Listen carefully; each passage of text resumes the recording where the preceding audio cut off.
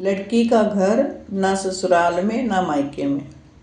ये कितनी बड़ी सच्चाई है। हर कोई इसको जानता है पर कोई भी इसके बारे में डिस्कस करने की कोशिश नहीं करता। कोई भी इस पे चर्चा करना नहीं चाहता। कितनी भी अच्छी फैमिली की लड़की हो, कितने भी पैसे वाले माँ बाप हों, है ना, मतलब उसकी शादी में करोड़ों रुपया लगा देंगे, लेकिन कभी नहीं सोचते कि लड़की का पहले घर दें बना के।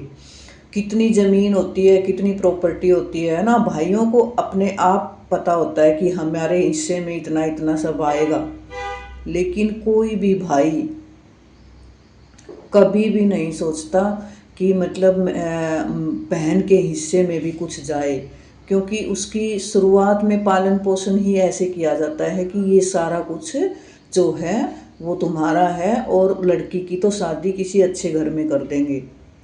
लड़की शादी के बाद कैसे रह रही है, किस तरह से एडजस्ट कर रही है ना, कोई बहुत कम लोगों को पता होता है, बहुत कम।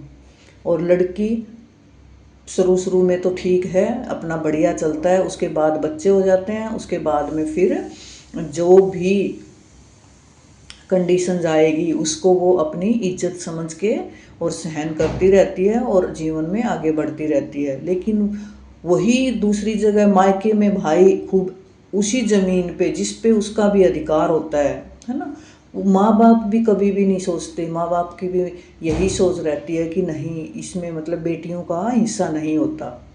भाई तुम्हें भी तो कोई वो ज़मीन तुमने सारी तो खरीदी नहीं, तुम्हें भी तो कहीं से मिली है ना, तुम्हारे भी माँ बाप ने दी है, तुम्हारी भी मतलब ये पीछे से आई हुई प्रॉपर्टी है, तो उसमें क्यों नहीं होता बेटी का हिस्सा, और क्यों नहीं दिया जाता उसको।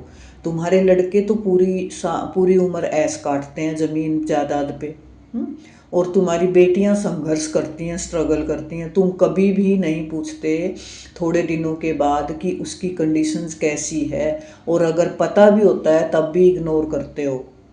कोई भी सामने आके ये नहीं कहना चाहता कि भाई हाँ ठीक है, इस लड़की को थोड़ी तकलीफ है या इसको कोई कमी है तो हम इसकी भरपाई कर दें। नहीं, वो सिर्फ अपनी ड्यूटीज़ निभाते हैं जो जो उन्होंने खुद ही उसके मायने तय करे होते हैं।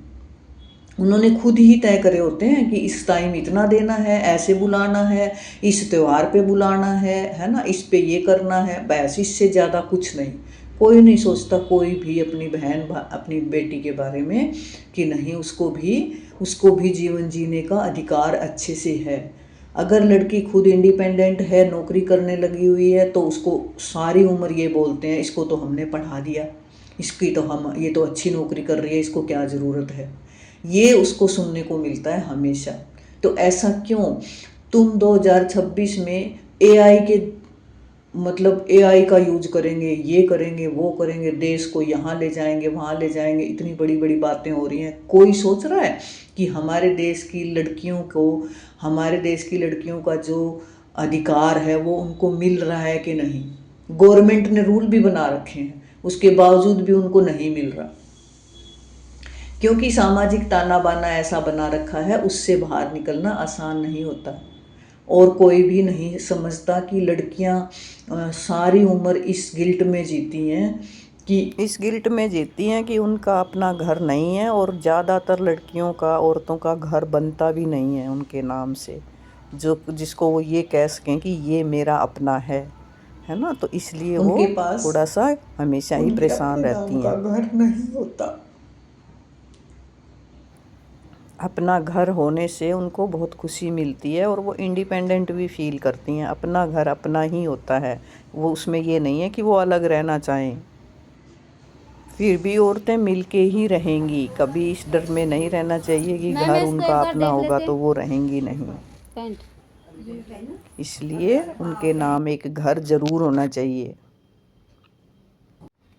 अगर हम ऐसा करते हैं ना तो हमारी लड़कियों में कॉन्फिडेंस रहेगा। वो इंडिपेंडेंट होने से ना कॉन्फिडेंस आता है, तो वो खुशी महसूस करती हैं, और खुश रहने वाली महिला दोनों फैमिलियों के लिए ही बहुत फ़ायदा करती है। इसलिए कभी मत सोचो कि भाई खर्चा ज़्यादा हो रहा है या इस पे ये खर्च दिया, वो सबसे पहले ये सोचो कि उसको घर बना के देना है।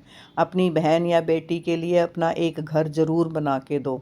कितना भी आपके पास पैसा है, कितनी भी प्रॉपर्टी है, अगर आपकी बेटी के हिस्से में आप कुछ नहीं दे रहे, सिर्फ उसके शादी पे खर्चा कर रहे हो दिखावे के लिए, खूब पैसा आपने लगा दिया शादी पे सिर्फ लोगों को दिखाने के लिए कि भाई इतनी अच्छी शादी करी है, समाज में नाम हो गया भाई इतनी अच्छी शादी करी है, वो उसको कुछ काम नहीं आता। उसके जीवन में जो काम आएगा वो है उसका अपना घर। सेफ्टी महसूस करेगी, हमेशा इंडिपेंडेंट महसूस करेगी, हमेशा के लिए उसको एक सम्मानित जीवन मिलेगा, उसका अपना घर होगा तो। और ये बदलाव लाना समाज में बहुत ज़रूरी है। ये बदलाव हम सब सोचेंगे तभी आएगा। एक छोटी सी बदलाव से ही बहुत बड़ा बदलाव आता है। तो इसलिए प्लीज़ आप इस चीज़ को अदरवाइज़ ना लेकर, ज़्यादा ऐसे ना सोचकर कि ये क्या मैंने बोल दिया, प्लीज़ इसके बारे में सोचना। और ये बहुत अच्छी शुरुआत होगी, अगर इसकी शुरुआत कोई करेगा तो बहुत बढ़िया होगा। वैसे कहीं कहीं पे तो हो भी चुकी होगी, लेकिन इतनी ज़्यादा अभी नहीं है कि बेटी को पहले घर बना के दिया जाए ताकि वो अपना जीवन अच्छी हंसी खुशी के साथ बिता पाए और उसको महसूस हो कि हाँ मेरे पास भी अपना कुछ है। तो आप अपनी बेटी के और खर्चे कम करके उसको एक घर ज़रूर बना के दें। उससे चाहे घर कैसा भी हो, छोटा हो बड़ा हो, लेकिन उसके नाम पे एक घर होना चाहिए जिसको वो अपना घर कह सके, है ना। ये जो लाइन है ना, ना मायके में ना ससुराल में, फिर ये ख़त्म हो जाएगी। फिर उसका घर मायके में और ससुराल में दोनों में ही होगा। तो आप सबसे मेरी यही प्रार्थना थी कि इस बारे में ज़रूर सोचो और अपनी बहू बेटियों का, अपनी बेटी बहन का ध्यान रखना शुरू करो। उनके बारे में ध्यान रखोगे, उनकी केयर करोगे तो आपको बहुत अच्छा लगेगा।